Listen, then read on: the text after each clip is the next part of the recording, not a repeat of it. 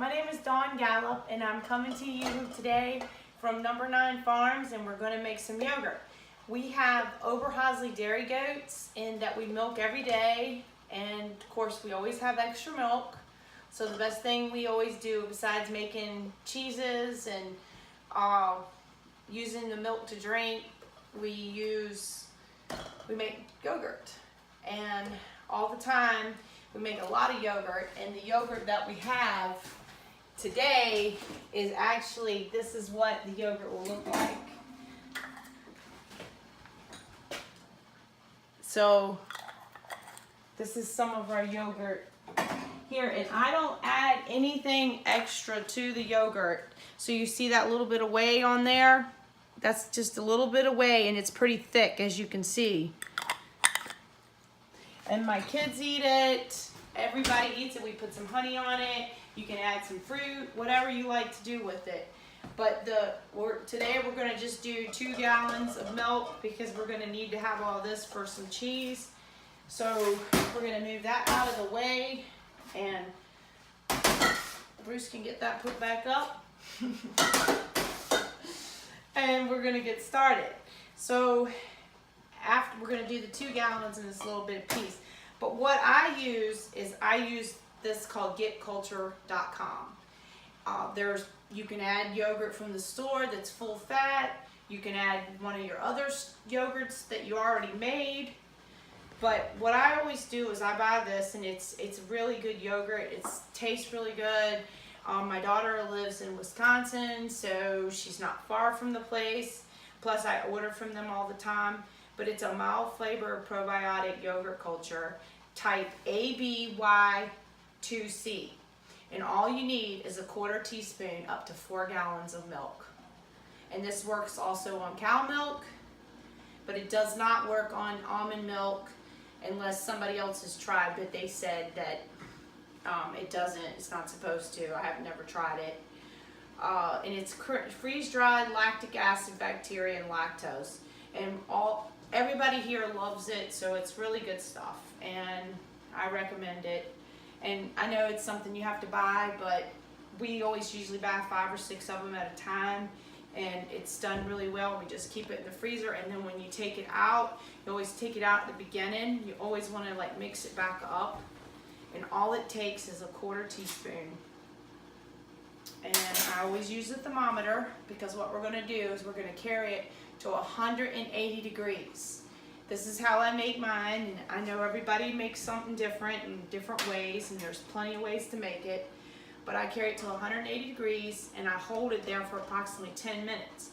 That way the goat milk can evaporate, and as the water, more moisture evaporates out of the milk, then it'll eliminates extra, whey in there. So it's not as liquidy. The yogurt actually gets pretty thick that way. I found this out by just trial and error over the years making the yogurt. We used to have one of those little Euro cuisines in these glasses we had at the time, but every time when we're done, we just put them back in the boxes and store them till the next time we make yogurt. And we also use jars like this, and we even put it sometimes in quart jars, and we've even put it in half gallons. But I found that once you started digging into it, I'm putting it in recipes, or because we use it also for sour cream, it kind of really got liquidy, so I stopped using that, but it works all the same. And I will put mine in the dehydrator. We have the Excalibur with the 9 shelves, and it holds, it's a yogurt setting actually on it. But anyways, let's get started. So we're gonna start pouring on the milk into the pot. Make sure there's nothing in the pot, we're all good. We don't want anything floating around in our yogurt.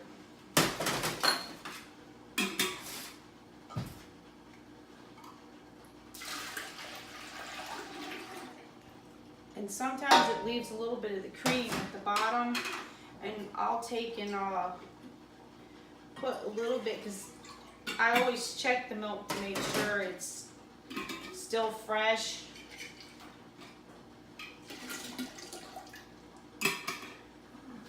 Because this is raw goat milk.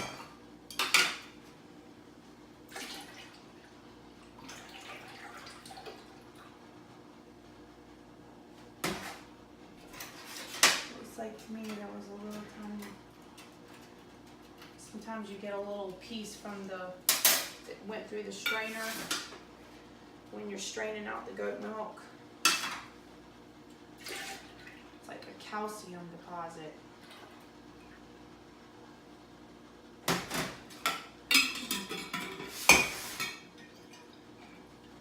There we go.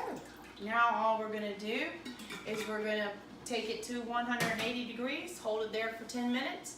Then after that, we're going to tote it over to the sink, which I'll show you on the next video.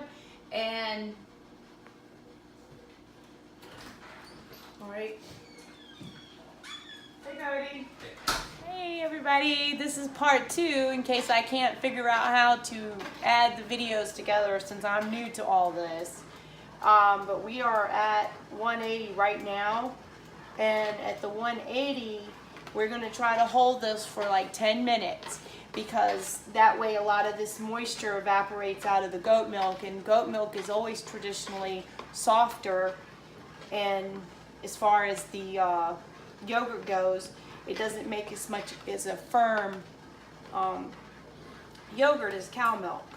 So the more moisture you can get out of it, the better off you are. And I know a lot of people don't stir it, but I'm just accustomed to that because that's the way I've done it, and that also helps to evaporate it.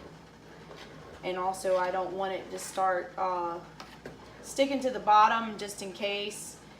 But once it gets to the 180, you can pretty much cut it off because I have done that before, and it does come out just fine. It's just a little bit more whey left into the, and it's not as thick. But like I said, I don't add any things like evaporated milk or powdered milk. None of those things. I don't even add any sugars, nothing to the yogurt other than the culture and the milk.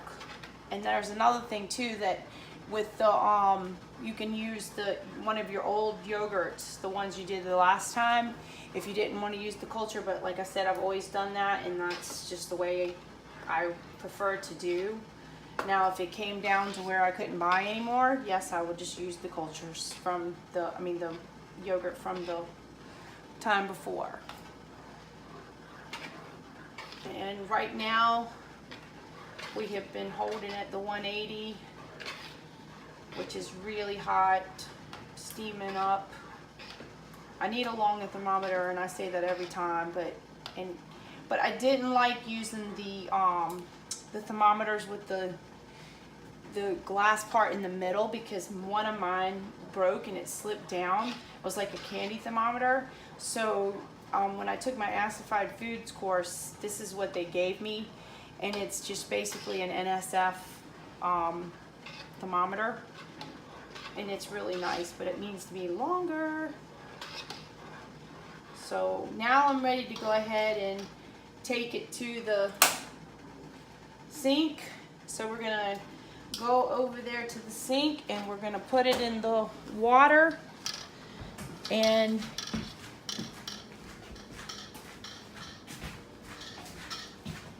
sometimes I already had this all ready, and we never have any extra ice. So, and it's just an added expense. So what we always do is we just use ice packs and use it in that, and you can continue to stir it, and as you go. And this one, at this time, the water's got a little extra too much. But you try to get it down now between 95 and 100 degrees because the culture that I use, that's where it does the best at. And you can just, let it sit here and walk away, but keep an eye on it so that you don't go below the temperature. And right now we've already came down to 140 degrees. Well, we're at a 160. It wasn't all the way in. So, and you can continue to run like some cooler water, but this time of year it is really hot outside. Even though we are into fall, the groundwater comes out hot, so it doesn't really help much. But it would go quicker if I had a bag of ice. All right. Hello again. This is Dawn Gallup again with Number 9 Farms. We're back again for video number 3 because, like I said before, I don't know if I'm going to be able to get this right. So what we're going to do here is we want to show you, come closer, that we are at temperature, and I had just pulled it from the sink of the ice bags, which now we're going to also use the getculture.com, the mild flavor probiotic yogurt, which is the type ABY2C. Okay, and what we're going to do is now that we're at the temperature, we're going to use a 1/4 teaspoon of this, and this little one fits perfectly in there. Otherwise, you would want to pour it over something so it didn't all spill into your, because this stuff, you know, is about $11 or something, or I'm not sure exactly what it was, but that's what you do, and then you just sprinkle it right on in. And I've also added the an extra yogurt from another one. So if you wanted to do that, you could, to continue with that flavor. But most of the time we don't, because the yogurt is so valuable that, like I said, everybody in my family loves it. And you just stir it in a little bit. And that's basically it. And I always use the slotted spoon only so the milk can flow in and out, just like when we do cheese. And now we're gonna start filling the jars. And I don't even use a funnel or anything for it, because you know, if it makes a little bit of a mess, it's no big deal. You really can't tell, because it's not like it needs to be sealed. So, like again, this is those little jars that I was talking about on the first video, the Euro Cuisine. When we first got our yogurt maker, which we bought the little one, knowing that we'd had the Excalibur food dehydrator, which this is the second one. We'd had that since 2000, and then the first time we bought it from Cabela's, and the second one we bought from Amazon. And this is the 9 shelf, which this is what we're going to use. And if you come over here and look on the top here, there's the making yogurt.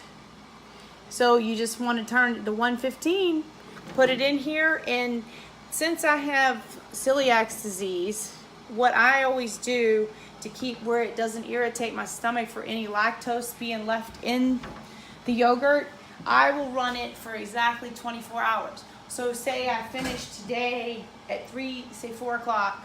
Tomorrow at 4 o'clock we take it out. And it's perfectly great yogurt. So now I'm going to go ahead and fill these up and put them all in the dehydrator and shut the door, and voila, we have yogurt. That's it. So I wanted to add that you can put the lids on them. I have found in the past that putting the lids on them, it actually helped better to make the yogurt. And once you put them in the dehydrator, which I had to move,